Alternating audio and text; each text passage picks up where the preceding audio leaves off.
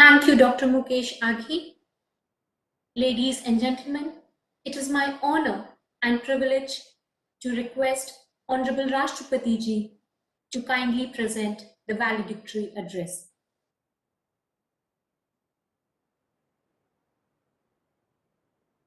External Affairs, Sri Sanjay Bhattacharya, Secretary Overseas Indian Affairs, distinguished members of the Indian diaspora, Pravasi Bharatiya Samman awardees, heads of missions, ladies and gentlemen, Namaskar.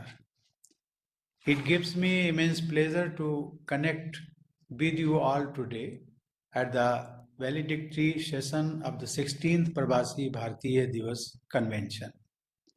I also take this opportunity to wish you all a very happy New Year. It would have been a delight to address you in person, but for the extraordinary situation forced upon us by the COVID-19 pandemic. I convey my heartiest congratulations to all the Pravasi Bharatiya Samman awardees. I appreciate their efforts to promote better understanding of India abroad, contribute to social and humanitarian causes, and build closer links between India and their adopted countries. Their contribution in enhancing India's prestige deserves high praise. I appreciate the efforts of the Ministry of External Affairs, led by Dr. Jaishankar, in organizing this convention despite constraints caused by the pandemic. I am glad to note that in the run-up to today's convention, the Ministry has held 5 online conferences over the last 1 month, including those related to the role of diaspora in promotion of Indian culture and bringing together India's young achievers and diaspora young achievers. Earlier today, the 2 plenary sessions were devoted to role of diaspora in Atmanirbhar Bharat and facing post-COVID challenges.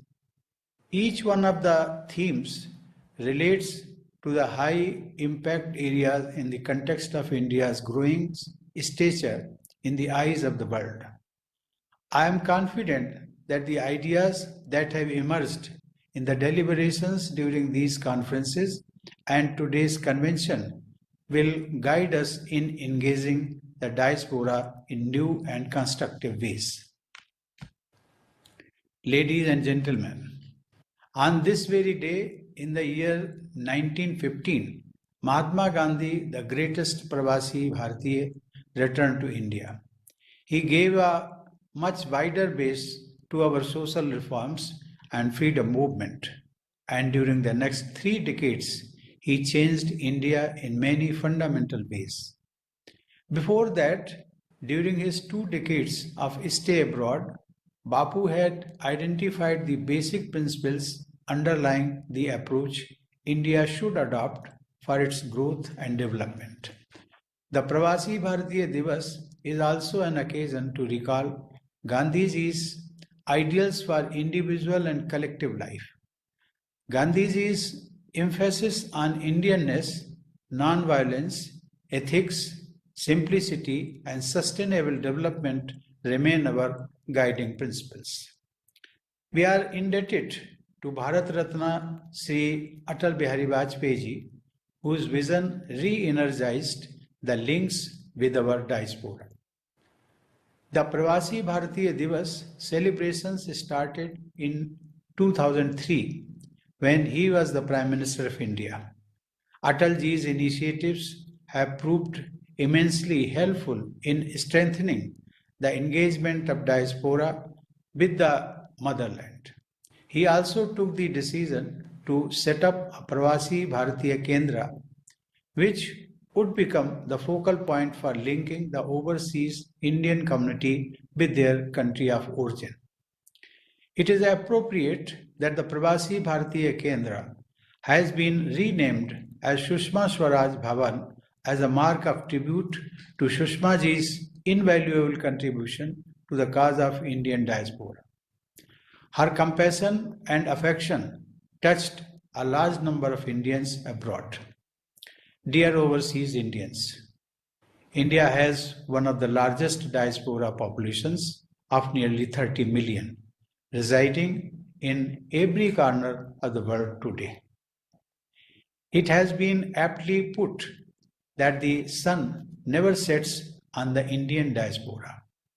Known as the model minority, diaspora Indians have an impressive presence in the fields of science and technology, especially ICT and medicine, entrepreneurship, trade and commerce, academics, art, literature, and sports.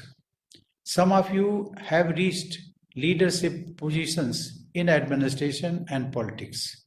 You have spread the soft power of India and made your mark on the global stage. Your continued emotional attachment to India, its culture and traditions makes all of us very proud of you. You have been contributing to the growth and development of the countries of your residence, and at the same time you have been carrying your Indianness in your hearts. This emotional bonding has also translated into tangible gains for India. You have expanded India's global embrace.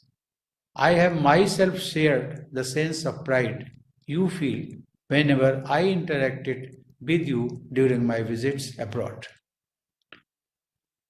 I have been told that the Ministry of External Affairs has recently launched the Global Pravasi Rista portal and a mobile app to connect with the Indian diaspora across the world.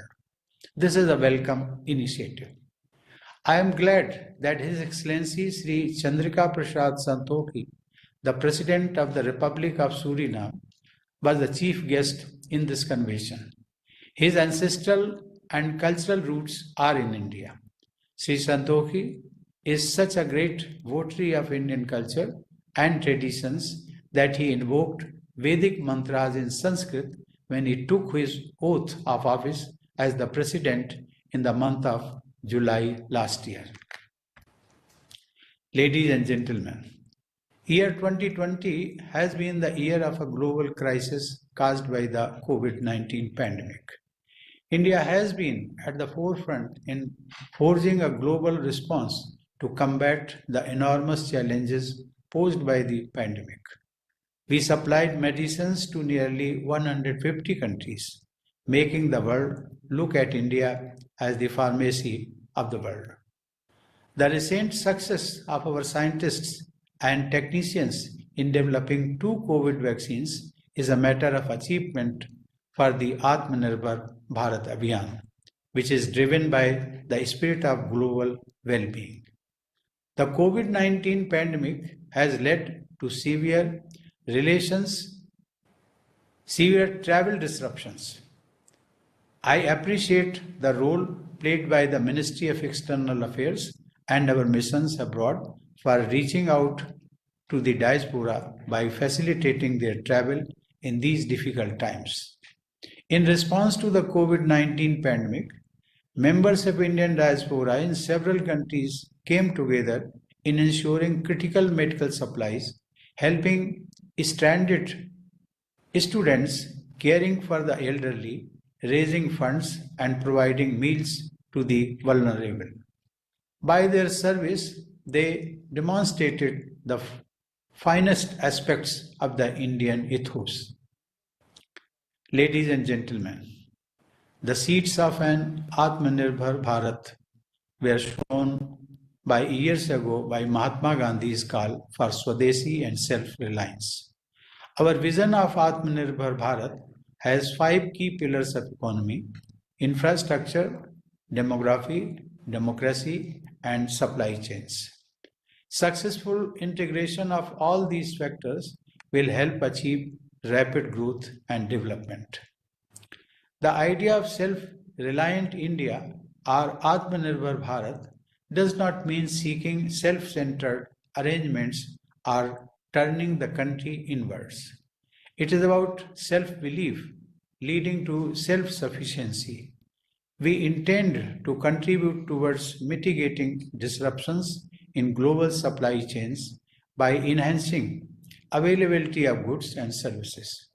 The Atmanirbhar Bharat Abhiyan of India will make the world order more just and fair, promoting greater cooperation and peace. Our diaspora has an important role in the realization of India's global aspirations. Our diaspora is our face to the world and champions India's cause on the global stage. It has always come to India's aid, whether it is for advocacy regarding international issues of concern to India or contributing to the Indian economy by way of investments and remittances. Today's India offers unprecedented opportunities in many sectors. We have set a target of becoming a $5 trillion economy by 2024. The mission of self-reliant India will also push the economy towards this target. Our investment promoting initiatives are being appreciated globally, and India is among the preferred investment destinations.